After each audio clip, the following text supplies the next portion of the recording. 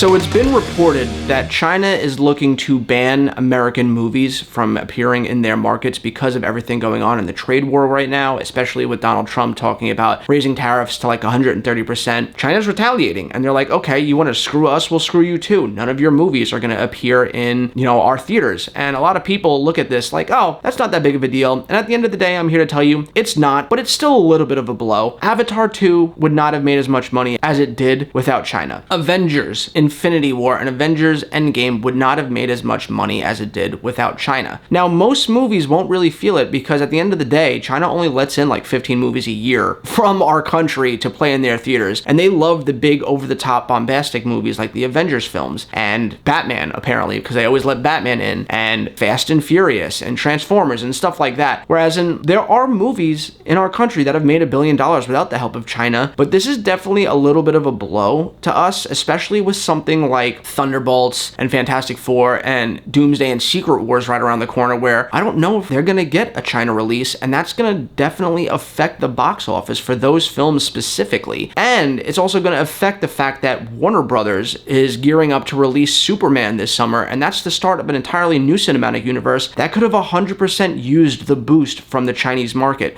Now, is it a lot? No. We make like $50 to $100 million on our movies in China, so, if Superman makes $700 million, you could figure it probably would have been 800 with China. If Avengers Doomsday makes $1.5 billion, it would have probably made like 1.7 with China, so it's not like the biggest deal. But at the end of the day, it's still a shame that it's essentially just leaving money on the table because of everything going on in the world. At the end of the day, it really just seems like it's two kids on a playground just circling each other, puffing out their chests and seeing who's going to back down first.